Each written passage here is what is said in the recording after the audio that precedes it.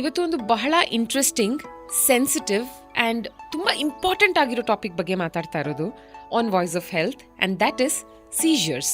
Hashtag seizures under 296,000 posts pop up ಆಗುತ್ತೆ. And ಸೀಜರ್ಸ್ನ ಸುಮಾರು ಜನ ಕನ್ಫ್ಯೂಸ್ ಮಾಡ್ಕೋತಾರೆ ವಿತ್ ಎಪಿಲಿಪ್ಸಿ.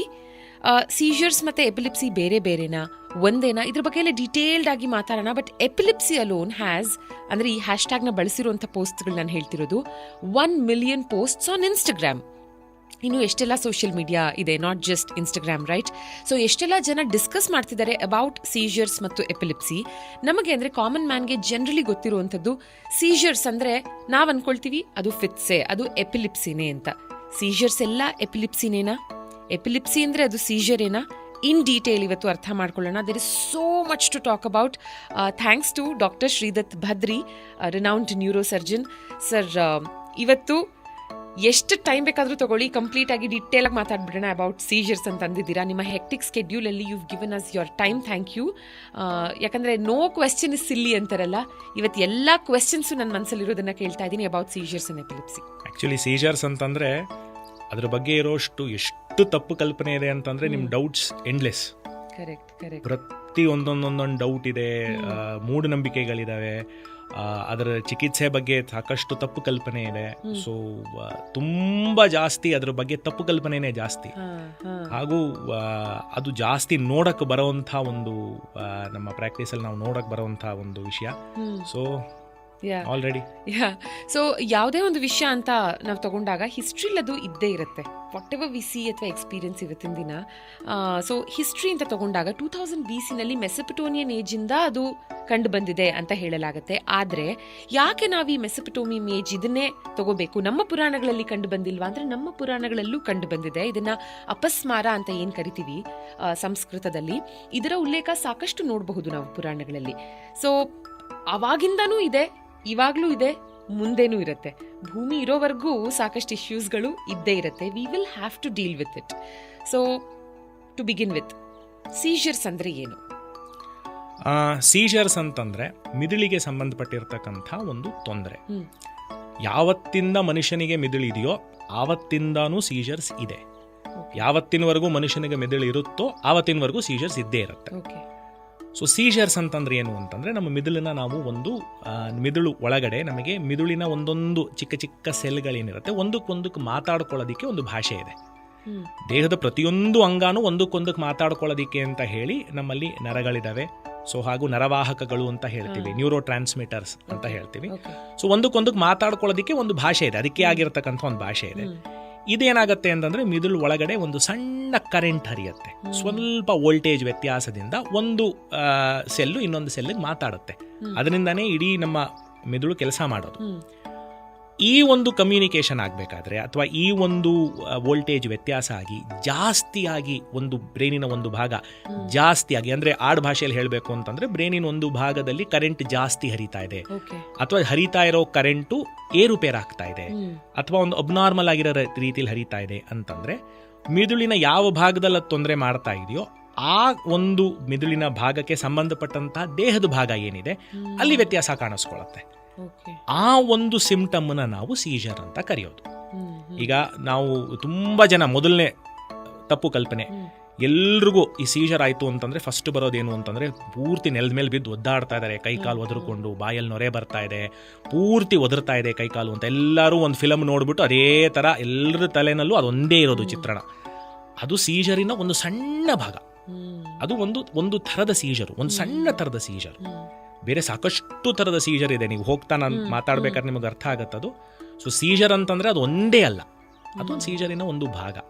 ಸೊ ಹಾಗಾಗಿ ಮಿದುಳಿನ ಕೆಲಸದ ವ್ಯತ್ಯಾಸದಿಂದ ಬರುವಂಥ ಒಂದು ತೊಂದರೆಗೆ ನಾವು ಸೀಜರ್ ಅಂತ ಕರಿತೀವಿ. ಅದಕ್ಕೆ ಅಲ್ವಾ ಹೇಳ್ತಾರೆ ಸೀಜರ್ ಅಥವಾ ಎಪಿಲಿಪ್ಸಿನ ಐಡೆಂಟಿಫೈ ಮಾಡೋದಕ್ಕೆ ಎಷ್ಟೋ ಸಲ ಟ್ರೈನ್ಡ್ ಐ ಇರಬೇಕು ಅಂತ. ಯಾಕಂದರೆ ನೀವೇ ಹೇಳ್ದ ಹಾಗೆ ಪ್ರತಿ ಸಲ ನೆಲದ ಮೇಲೆ ಬಿದ್ದು ಒದ್ದಾಡೋದು, ಕೈ ಕಾಲನ್ನು ರಭಸದಿಂದ ಎಳೆಯೋದು, ಬಾಯಿಂದ ನೊರೆ ಬರೋದು, ಇದು ಒಂದೇ ಸೀಜರ್ ಅಲ್ಲ, ಅಥವಾ ಇದು ಒಂದೇ ಫಿಟ್ಸ್ ಅಲ್ಲ, ಇದು ಒಂದೇ ಎಪಿಲಿಪ್ಸಿ ಅಲ್ಲ. It need not be this violent always ಅಂತ ಕೂಡ ಹೇಳಲಾಗುತ್ತೆ. ಎಷ್ಟೋ ಸಲ ನಮಗೆ ನೋಡೋದಕ್ಕೆ ಅದು ಬಹುಶಃ ಡೇ ಡ್ರೀಮಿಂಗ್ ತರ ಕಾಣಿಸಬಹುದು, ಹಗಲ್ಗನ್ಸ್ ಕಾಣ್ತಾ ಇದ್ದಾರೆ ಇವರು ಅಂತ ನಮಗನ್ಸಬಹುದು, but they might be having seizures ಅಲ್ವಾ ಸರ್? ಖಂಡಿತ. ಇದಕ್ಕೆ ಒಂದು ಸಣ್ಣ ಉದಾಹರಣೆ ಕೊಡ್ತೀನಿ. ಒಂದು ಥರದ ಸೀಜರ್ ಇದೆ, ಅದು ಎಲ್ಲರಲ್ಲೂ ಸಾಕಷ್ಟು ಕಂಡು ಬರುವಂಥದ್ದು. ಹೆಂಗೆ ಕಂಡು ಬರುತ್ತೆ ಸಾಮಾಜಿಕವಾಗಿ ಅದನ್ನು ಸೀಜರ್ ಅಂತ ನಾವು ಅದನ್ನು ಮನೆ ಮಟ್ಟಕ್ಕೆ ಅರ್ಥ ಆಗದೆ ಅದನ್ನು ಒಬ್ಬರ ಕಡೆ ತೋರಿಸಿ ಚಿಕಿತ್ಸೆ ತಗೋಬೇಕಾದ್ರೆ ಮಾತ್ರ ಅದು ಸೀಜರ್ ಅಂತ ಹೆಂಗೆ ಅರ್ಥ ಆಗುತ್ತೆ ಅನ್ನೋದಕ್ಕೆ ಒಂದು ಉದಾಹರಣೆ ಇದು. ಸ್ಕೂಲ್ಗೆ ಹೋಗೋ ಹುಡುಗಿ, ಒಂದು 8 ವರ್ಷದ ಹುಡುಗಿ, ಅವಳ ತೊಂದರೆ ಏನಂತಂದರೆ ಪ್ರತಿ ಸಲ ಅವ್ರ ತಾಯಿ ಅಥವಾ ತಂದೆ ಪೇರೆಂಟ್ ಟೀಚರ್ ಮೀಟಿಂಗ್ ಹೋಗ್ಬೇಕಾದ್ರೆ ಅವರು ಟೀಚರ್ ಹೇಳೋ ಒಂದೇ ಮಾತೇನೆಂದರೆ ಗಮನ ಕೊಡಲ್ಲ. ಪಾಠ ಮಾಡಬೇಕಾದ್ರೆ ವಾರಕ್ಕೆ 1 ಸಲ ಅಥವಾ 2 ಸಲ ಯಾವಾಗಲೇ ನೋಡ್ತು ಅಂತಂದ್ರು ಕಿಟಕಿಯಿಂದ ಹೊರಗಡೆ ನೋಡ್ತಾ ಇರ್ತಾಳೆ, ಏನು ಪಾಠ ನಡೀತಾ ಇರತ್ತೆ ಅನ್ನೋದ್ರ ಬಗ್ಗೆ ಗಮನ ಕೊಡಲ್ಲ. ಬೇರೆ ಎಲ್ಲ ಮಕ್ಕಳು ಗಮನ ಕೊಡ್ತಾ ಇರ್ಬೇಕಾದ್ರೆ ಇವಳು ಮಾತ್ರ ಎಲ್ಲೋ ಒಂದು ಕಡೆ ಯೋಚನೆ ಮಾಡ್ತಾ ಇರ್ತಾಳೆ, ಇವಳು ಮಾತ್ರ ಎಲ್ಲೋ ಒಂದು ಕಡೆ ನೋಡ್ತಾ ಇರ್ತಾಳೆ ಅನ್ನೋದು ಕಾನ್ಸ್ಟೆಂಟ್ ಕಂಪ್ಲೇಂಟು. ಒಂದು 6 ತಿಂಗಳು 8 ತಿಂಗಳು. ಮಗುನ ಕೇಳಿದ್ರೆ ಮಗುಗೆ ಏನೂ ಗೊತ್ತಿಲ್ಲ.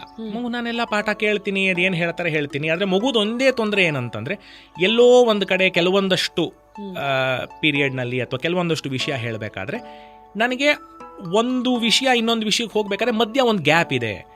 ನನಗೆ ಒಂದು 30 ಸೆಕೆಂಡ್ 1 ನಿಮಿಷದ ತನಕ ನನಗೆ ಬ್ಲ್ಯಾಂಕ್ ಆಗ್ತಾ ಇದೆ. ನನಗೆ ಅದು ಒಂದು ಲೆಕ್ಕನೋ ಅಥವಾ ಒಂದು ವಿಜ್ಞಾನದೇನೋ ಪಾಠ ನಡೀತಾ ಇದೆ ಅಂದರೆ ನನಗೆ ಒಂದೊಂದು ಸಲ ವಾರಕ್ಕೆ 1 ಸಲ ಅಥವಾ 2 ಸಲ ನನಗೆ ಕಂಟಿನ್ಯೂಟಿ ಬರ್ತಾ ಇಲ್ಲ. ಅದು ಬಿಟ್ಟು ಬೇರೆ ನನಗೇನೂ ತೊಂದರೆ ಇಲ್ಲ, ಅಕಾಡೆಮಿಕ್ ಪರ್ಫಾರ್ಮೆನ್ಸ್ ಚೆನ್ನಾಗೇ ಇದೆ ಮಗುದು. ಬಟ್ ಒಂದೇ ಕಂಪ್ಲೇಂಟ್ ಏನು ಅಂತಂದರೆ ಗಮನ ಕೊಡ್ತಿಲ್ಲ. ಅದನ್ನು ಅವರು ಮೊದಲು ಕರ್ಕೊಂಡು ಹೋಗಿ ತೋರಿಸಿದ್ದು ಒಬ್ಬ ಸೈಕಿಯಾಟ್ರಿಸ್ಟ್ ಹತ್ರ. ಮಗುಗೇನಾದ್ರು ಸ್ಟ್ರೆಸ್ ಆಗಿ ಈ ಥರ ಆಗ್ತಾ ಇದೆಯಾ ಅಥವಾ ಮನೇಲಿ ಏನಾದ್ರು ತೊಂದರೆ ಆಗಿ ಯಾಕೆ ಏನೋ ಯೋಚನೆ ಮಾಡ್ತಾ ಇದ್ದಾಳ, ಇನ್ನೊಂದ ಮತ್ತೊಂದ ಅಂತ. ಅಲ್ಲಿಂದ ಅದು ನನ್ನ ಕಡೆ ಬಂದು ನಾನು ಕೂಲಂಕುಷವಾಗಿ ಅದನ್ನು ನೋಡಿ ಅದನ್ನು ನಾವು ಕರೆಕ್ಟಾಗಿ ಡಯಾಗ್ನೋಸ್ ಮಾಡ್ತು ಅಂತಂದರೆ ಅದೊಂದು ಸೀಜರ್. ಸೊ ಮಿದುಳಿನ ಒಂದು ಭಾಗದಿಂದ ಬರ್ತಕ್ಕಂಥ ಸೀಜರ್ ಅದು. ಅದು ಬರೋದೇ ಒಂದು 30 ಸೆಕೆಂಡಿಂದ 1 ನಿಮಿಷದ ತನಕ. ಅದು ಬಂದಾಗ ಏನಾಗುತ್ತೆ ಅಂತಂದರೆ ಮಗು ಹಂಗೆ ಹಿಂಗೆ ಆ ಥರ ನೋಡ್ತಿರುತ್ತೆ, ಅದು ಗೊತ್ತೇ ಆಗಲ್ಲ ಯಾರಿಗೂ. ಆವಾಗ ಟೀಚರ್ ಅದನ್ನ ಎಲ್ಲೋ ನೋಡಿ ಇವಳು ಗಮನ ಹರಿಸ್ತಾ ಇಲ್ಲ ಅಂತಾಗಿ ಅಲ್ಲಿಂದ ಅದು ಬಂದು ನಿಂತಿರೋದು ಅದೊಂದು ಸೀಜರ್ ಅಂತ ಹೇಳಿ. ಸೊ ಕೈಕಾಲೇ ರಭಸದಿಂದ ಒದ್ದಾಡಬೇಕು, ಬಾಯಿಂದ ನೊರೆ ಬರಬೇಕು, ಜ್ಞಾನ ತಪ್ಪು ಬೀಳಬೇಕು ಅನ್ನೋ ಅವಶ್ಯಕತೆನೇ ಇಲ್ಲ.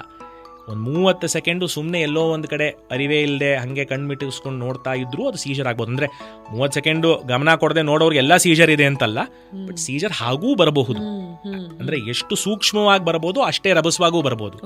ಸೊ ಸೀಜರಿನ ಒಂದು ಸ್ಪೆಕ್ಟ್ರಮ್ ಅನ್ನೋದು ಅತಿ ಸೂಕ್ಷ್ಮದಿಂದ ಅತಿ ವೈಲೆಂಟ್ ಆಗಿ ಬರೋ ತನಕ ಹೋಗುತ್ತೆ. ಅಂಡ್ ಸುಮಾರು ಜನರ ಕನ್ಫ್ಯೂಷನ್ ಏನಂದ್ರೆ ಈ ಸೀಜರ್ ಎಲ್ಲಾನು ಫಿಟ್ಸ್ ಅಥವಾ ಎಪಿಲಿಪ್ಸಿ ಅಂತ ಅನ್ಕೊಳ್ತಾರೆ. ಅಂಡ್ ಈ ಸೋಷಿಯಲ್ ಸ್ಟಿಗ್ಮಾ ಅಂತ ಏನಿದೆ, ಈ ಕಾರಣದಿಂದಾಗೇನೆ ಭಾರತದಲ್ಲಿ almost 70% of them who have epilepsy ಟ್ರೀಟ್ಮೆಂಟೇ ತಗೊಳ್ಳೋದಿಲ್ಲ because of the social stigma.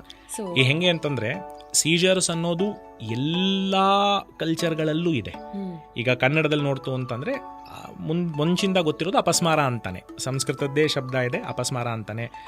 ಮೂರ್ಛೆ ರೋಗ ಅಂತ ಕರೀತಾರೆ. ತುಂಬಾ ಹಳ್ಳಿ ಕಡೆ ಹೋಯ್ತು ಅಂತಂದ್ರೆ ಮೊಲೋಗ್ರ ಅಂತ ಕರೀತಾರೆ. ಬೇರೆ ಬೇರೆ ಭಾಷೆಗಳಲ್ಲಿ ಇವಾಗ ತಮಿಳ್ನಲ್ಲಿ ಆಯ್ತು ಅಂತಂದ್ರೆ ಅದನ್ನ ವಲಿಪ್ಪು ಅಂತಾರೆ. ಮಲಯಾಳಂ ಆದ್ರೆ ಅಪಸ್ಮಾರ ಅಂತ ಕರೀತಾರೆ, ಅದು ಜನ್ನಿ ಅಂತ ಕರೀತಾರೆ. ಹಿಂದಿನಲ್ಲಾದ್ರೆ ಮೃಗಿ ಅಂತಾರೆ, ದಿಮಾಕ ದೋಡ್ನ ಅಂತಾರೆ. ಸೊ ಎಲ್ಲ ಕಲ್ಚರಲ್ಲೂ ಅದಕ್ಕೆ ಒಂದೊಂದು ಹೆಸರಿದೆ. ಯಾಕೆಂತಂದ್ರೆ ಅದ್ರ ಒಂದು ವ್ಯಾಪ್ತತೆ ಅಷ್ಟಿದೆ, ಜನ ಅಷ್ಟು ನೋಡಿ ಅದಕ್ಕೆ ಅಂತಾನೆ ಒಂದು ಹೆಸರು ಇಡೋಷ್ಟು ಅದು ಸಾಧಾರಣವಾಗಿದೆ. ಬಟ್ ತೊಂದರೆ ಏನು ಅಂತಂದ್ರೆ ಅದ್ರ ಜೊತೆ ಇರೋ ಮೂಢನಂಬಿಕೆ ಎಷ್ಟು ಅಂತಂದ್ರೆ, ನಾವೇನಾರು ಹೇಳ್ಕೊಂಡ್ರೆ ನಮ್ಗೆ ಅದಿದೆ ಅಂತ ಹೇಳ್ಬಿಡ್ತಾರೆ, ನಾವೇನಾರು ಹೇಳ್ತು ಅಂದ್ರೆ ನಮಗೆ ಪಟ್ಟ ಕಟ್ಬಿಡ್ತಾರೆ ಯೂನಿಕ್ ಫಿಟ್ಸ್ ಇದೆ ಅಂತ.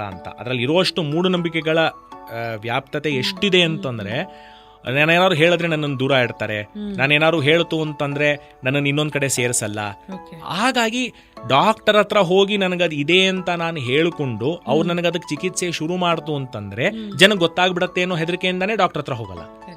ಎಷ್ಟೋ ಉದಾಹರಣೆಗಳಲ್ಲಿ ಅಂತಂದ್ರೆ 10 ವರ್ಷ 15 ವರ್ಷ ಮದುವೆ ಆಗಿರುವಂತ ದಂಪತಿಗಳೇನಿರ್ತಾರೆ, ಗಂಡಂಗೆ ಅಥವಾ ಹೆಂಡತಿಗೆ ಎಪಿಲೆಪ್ಸಿ ಇದೆ, ಅದಕ್ಕೆ ಮಾತ್ರೆ ತಗೋತಾ ಇದ್ದಾರೆ ಅನ್ನೋದು ಕೂಡ ಅವ್ರಿಗೆ ಒಬ್ಬರಿಗೊಬ್ರು ಗೊತ್ತಿರಲ್ಲ. ಅಷ್ಟು ಗೌಪ್ಯತೆಯಿಂದ ಇಡಕ್ಕೆ ನೋಡ್ತಾರೆ ಅದನ್ನ. ಸೊ ಹಾಗಾಗಿ 70-75% ವರೆಗೂ ಅದಕ್ಕೆ ಟ್ರೀಟ್ಮೆಂಟ್ ತಗೊಳಕ್ ಹೋಗೋದೇ ಇಲ್ಲ. ಇತ್ತೀಚೆಗೆ ಒಂದು ಸ್ವಲ್ಪ ನಮ್ಮ ಪಟ್ಟಣಗಳಲ್ಲಿ ಅಥವಾ ಒಂದು ಸ್ವಲ್ಪ ಟೈರ್ 2 ಸಿಟೀಸಲ್ಲಿ ಒಂದು ಸ್ವಲ್ಪ ಟ್ರೀಟ್ಮೆಂಟ್ ಜಾಸ್ತಿ ಆಗ್ತಾ ಇದೆ, ಅವೇರ್ನೆಸ್ ಜಾಸ್ತಿ ಆಗ್ತಾ ಇದೆ. ಬಟ್ ಹಳ್ಳಿ ಕಡೆ ಎಲ್ಲ ಆ ಥರ ಇತ್ತು ಅಂತಂದರೆ ಅದಕ್ಕೆ ಪರ್ಯಾಯವಾಗಿ ಏನೋ ಚಿಕಿತ್ಸೆ ಮಾಡ್ಸಕ್ಕೆ ಹೋಗ್ತಾರೆ ಹೊರತು, ಇದು ಒಂದು ವೈದ್ಯಕೀಯ ತೊಂದರೆ, ಇದಕ್ಕೆ ನಾವು ಕರೆಕ್ಟಾಗಿ ಚಿಕಿತ್ಸೆ ಕೊಡಿಸ್ತು ಅಂತಂದರೆ ಇದು ವಾಸಿ ಆಗತ್ತೆ, ಇದರಿಂದ ಯಾವುದೇ ಬೇರೆ ಥರ ತೊಂದರೆ ಇಲ್ಲ ಅನ್ನೋ ಮನಸ್ಥಿತಿ ಇನ್ನೂ ಬಂದಿಲ್ಲ. ಬಟ್ ವಾಸಿ ಆಗತ್ತೆ ಅನ್ನೋದಕ್ಕಿಂತ is this also like example thyroid ಅಂದರೆ ಲೈಫ್ ಲಾಂಗ್ ಮೆಡಿಕೇಶನ್ಸ್ ತಗೊಳ್ತಾನೆ ಇರಬೇಕಾ ಅಥವಾ ವಾಸಿ ಆಗತ್ತಾ? ಸಾಕಷ್ಟು ಸೀಜರ್ ಎಪಿಲೆಪ್ಸಿ ಇರ್ತಕ್ಕಂಥ ಒಂದು ತೊಂದರೆಗಳು ವಾಸಿ ಮಾಡ್ಬೋದು. ಲೈಫ್ ಲಾಂಗ್ ತಗೋಬೇಕು ಅನ್ನೋ ಅವಶ್ಯಕತೆ ಇಲ್ಲ, ಮೆಡಿಸನ್ಸ್ ಲೈಫ್ ಲಾಂಗ್ ತಗೋಬೇಕು ಅನ್ನೋ ಅವಶ್ಯಕತೆ ಇಲ್ಲ. ಹಾಗಾಗಿ ಎಲ್ಲ ವಿಷಯದಲ್ಲೂ ಸಾಲ್ವ್ ಆಗತ್ತೆ ಅನ್ನೋದಿಲ್ಲ. ಪ್ರತಿಯೊಬ್ಬರಿಗೆ ಬರುವಂಥ, ಈಗ ಹೇಗೆ ಹೇಳ್ತೀವಿ, ನಿಮಗೊಂದು ಫಿಂಗರ್ ಪ್ರಿಂಟ್ ನಿಮಗೆ ಯುನೀಕು, ನನ್ನ ಫಿಂಗರ್ ಪ್ರಿಂಟ್ ನನಗೆ ಯುನೀಕು, ಅದೇ ರೀತಿ ಪ್ರತಿಯೊಬ್ಬರಿಗೆ ಬರೋ ಫಿಟ್ಟು ಅವ್ರಿಗೆ ಯುನೀಕು, ಅವರಿಗೇ ಒಂದು ಥರ ಬರುತ್ತೆ. ಅದಕ್ಕೆ ಅಂತ ಹೇಳಿ ಒಂದು ಪ್ರೋಗ್ರೆಷನ್ ಇರುತ್ತೆ. ಈಗ ಸೀಜರ್ ಅಂತಂದರೆ ನಾವು ವೈದ್ಯಕೀಯ ಪರಿಭಾಷೆಯಲ್ಲಿ ಅದಕ್ಕೆ ಸೆಮಿಯಾಲಜಿ ಅಂತ ಕರಿತೀವಿ. ಅಂದರೆ ಒಂದು ಸೀಜರ್ ಆಗಲಿ ಅಥವಾ ಒಂದು ಫಿಟ್ ಆಗಲಿ ಬಂದು ಅದು ತೋರಿಸ್ಕೊಂಡು ಮತ್ತದು ಹೋಗೋದಿಕ್ಕೆ ಒಂದು ಸೆಮಿಯಾಲಜಿ ಅಂತ, ಅದೊಂದು ಪ್ರಾಸೆಸ್, ಅದೊಂದು ಒಂದಾದ್ಮೇಲೆ ಒಂದು ಬರ ಹಾಗೆ. ಅದರಲ್ಲಿ 3 ಥರ ಇದೆ. ಒಂದು ಆರಾ ಅಂತ ಹೇಳಿ, ಎರಡನೇದು ಇಕ್ಟಸ್ ಅಂತ ಕರಿತೀವಿ, ಮೂರನೇದು ಪೋಸ್ಟ್ ಇಕ್ಟಸ್. ಆರಾ ಅಂತಂದ್ರೆ ಏನು ಅಂದ್ರೆ ಫಿಟ್ ಬರಕ್ಕಿಂತ ಮುಂಚೆ ಬರುವಂತ ಒಂದು ವಾರ್ನಿಂಗ್ ಸಿಂಪ್ಟಮ್. ಎಲ್ಲಾ ತರ ಫಿಟ್ ಅಲ್ಲೂ ಬಂದೇ ಬರುತ್ತೆ ಅಂತಲ್ಲ, ಕೆಲವೊಂದಷ್ಟು ಫಿಟ್ ಅಲ್ಲಿ ಆರಾ ಬರುತ್ತೆ. ಆರಾ ಬಂದ ಆದ್ಮೇಲಿಂದ ಇಕ್ಟಸ್ ಅಂತಂದ್ರೆ ಆಕ್ಚುಯಲ್ ಆ ಸೀಜರ್, ಆ ಫಿಟ್ಸ್ ಬರೋದು. ಅದರಲ್ಲೂ ಅಷ್ಟೇ ಬೇರೆ ಬೇರೆ ಬೇರೆ ಬೇರೆ ಥರಗಳಿದ್ದಾವೆ. ಮಿದುಳಿನ ಯಾವ ಭಾಗದಿಂದ ಬಂದರೆ ಯಾವ ಥರ ಬರುತ್ತೆ ಅನ್ನೋದಕ್ಕೆ ಅದೊಂದು ಇದು. ಪೋಸ್ಟ್ ಇಕ್ಟಸ್ ಅಂತಂದರೆ ಸೀಜರ್ ಬಂತು ಹೋಯಿತು, ಈಗ ಜಾಸ್ತಿ ಕರೆಂಟ್ ಬರ್ಸ್ಟ್ ಆಗಿದೆ ತಲೆ ಒಳಗಡೆ, ಅದರಿಂದ ಮಿದುಳು ರಿಕವರ್ ಆಗಬೇಕು, ಸೊ ಅದಕ್ಕೆ ಸುಸ್ತಾಗಿರುತ್ತೆ. ಸೊ ಹಾಗಾಗಿ ಅದಕ್ಕೊಂದಷ್ಟು ಸಿಂಪ್ಟಮ್ಸ್ ಇರುತ್ತೆ, ಟಯರ್ಡ್ನೆಸ್ ಇರ್ಬೋದು ಅಥವಾ ಬೇರೆ ಬೇರೆ ಥರ ಇರುತ್ತೆ. ಸೊ ಈ ಮೂರನ್ನು ನಾವು ನೋಡಿಕೊಂಡು ಪ್ರತಿಯೊಬ್ಬರಿಗೂ ಈ ಥರ ಒಂದು ಫಿಟ್ ಇದೆ ಅಥವಾ ಈ ಥರ ಎಪಿಲೆಪ್ಸಿ ಇದೆ ಅಂತ ಹೇಳಿ ನಾವು ಅದನ್ನು ಡಯಾಗ್ನೋಸಿಸ್ ಮಾಡ್ತೀವಿ. ಅದರ ಪ್ರಕಾರ ಟ್ರೀಟ್ಮೆಂಟ್ ನಡೆಯುತ್ತೆ. ಇತ್ತೀಚಿನ ಕಾಲದಲ್ಲಿ ಎಪಿಲೆಪ್ಸಿ ಟ್ರೀಟ್ಮೆಂಟ್ಗೆ ತುಂಬ ಆಪ್ಷನ್ಸ್ ಇದೆ, ಬೇಕಾದಷ್ಟು ಹೊಸ ಹೊಸ ಆವಿಷ್ಕಾರಗಳಿದ್ದಾವೆ, ಬೇಕಾದಷ್ಟು ಹೊಸ ಹೊಸ ಮೆಡಿಸಿನ್ಸ್ ಇದೆ. Surgery is also one of the options for epilepsy surgery ಅಂತ ಹೇಳಿನೇ ನ್ಯೂರೋ ಸರ್ಜರಿನಲ್ಲಿ ಒಂದು ದೊಡ್ಡ ಸಬ್ ಡಿವಿಷನ್ ಇದೆ. ಸೊ ಅದರಿಂದ ಕೂಡ ತುಂಬ ಜನಕ್ಕೆ ಹೆಲ್ಪ್ ಆಗಿದೆ. ಸೊ ಹಾಗಾಗಿ ವಾಸಿ ಆಗದೇ ಇರುವಂಥ ತೊಂದರೆ ಅಲ್ಲ. ಸಾಕಷ್ಟು ಕೇಸಲ್ಲಿ ಕಂಪ್ಲೀಟಾಗಿ ವಾಸಿಯಾಗಿ ಮಾತ್ರೇನೂ ತಗೊಳ್ಳದೆ ಫಿಟ್ ಇಲ್ಲದೆ ಜೀವನ ನಡೆಸೋವಂಥ ಉದಾಹರಣೆಗಳು ತುಂಬ ಜಾಸ್ತಿ ಇದೆ. ಅದೇ ಸಮಯದಲ್ಲಿ ಕೆಲವೊಂದಷ್ಟು ಮಂದಿಗೆ ಮಾತ್ರೆ ತಗೊಂಡು ಅದು ಕಂಟ್ರೋಲಲ್ಲಿದೆ. ಸೊ ಹಾಗಾಗಿ ಮಾತ್ರೆ ತಗೊಂಡು ಅವರು ನಾರ್ಮಲ್ ಲೈಫ್ ಲೀಡ್ ಮಾಡ್ಕೊಂಡು ಹೋಗೋದಿದೆ. ತಾನಾಗೇ ವಾಸಿ ಆಗುತ್ತಾ ಅನ್ನೋದಿಲ್ಲ. ಈಗ ಬಂದಿದೆ ಎಪಿಲೆಪ್ಸಿ ಇದ್ರೆ, ನಾ ಸೀಜರ್ ಬಗ್ಗೆ ಮಾತಾಡ್ತಿಲ್ಲ, ಎಪಿಲೆಪ್ಸಿ ಇದ್ರೆ ತಾನಾಗೆ ವಾಸಿ ಆಗ್ಬಿಡತ್ತೆ, ಏನೂ ಮಾಡ್ಸೋದು ಬೇಡ ಅಥವಾ ಬೇರೆ ಏನಾದ್ರು ಪರ್ಯಾಯವಾಗಿ ಮಾಡ್ಸೋಣ ಅನ್ನೋಂತಕ್ಕಿಂತ ಕರೆಕ್ಟ್ ಆಗಿರೋ ಚಿಕಿತ್ಸೆ ತಗೊಂಡು ಒಂದು ಕಂಪ್ಲೀಟ್ ಆಗಿ ವಾಸಿ ಆಗ್ಬೋದು, ಮಾತ್ರೆ ತಗೊಳ್ಳದೆ ವಾಸಿ ಆಗತ್ತೆ.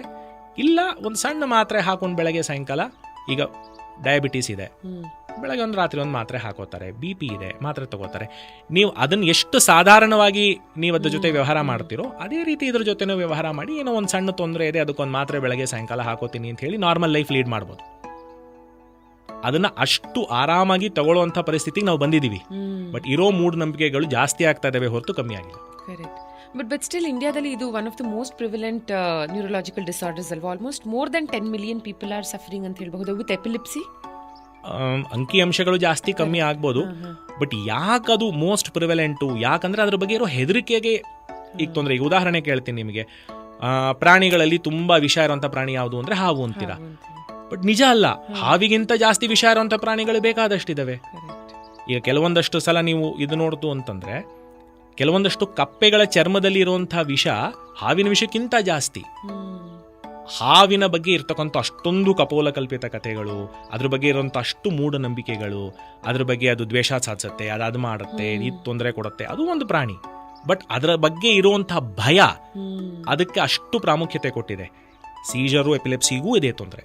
ಅದ್ರ ಬಗ್ಗೆ ಇರೋ ಭಯ, ಅದ್ರ ಬಗ್ಗೆ ಇರೋ ಮೂಢನಂಬಿಕೆ, ಅದ್ರ ಬಗ್ಗೆ ಇರ್ತಕ್ಕಂಥ ಸೋಷಿಯಲ್ ಸ್ಟಿಗ್ಮಾ, ಅದಕ್ಕೋಸ್ಕರ ಅದನ್ನ ಒಂದು ಯಾರೂ ಮುಟ್ಟದೇ ಇರೋಂಥ ಒಂದು ತೊಂದರೆ, ಅದು ವಾಸಿನೇ ಮಾಡೋಕ್ಕಾಗಲ್ಲ. ಪ್ರತಿಯೊಬ್ಬರಿಗೂ ಒಂದೊಂದೊಂದೊಂದು ಒಪಿನಿಯನ್ನು. ಇದು ಬಂದರೆ ಇಲ್ಲಿಗೆ ಹೋಗಿ ಅಲ್ಲಿ.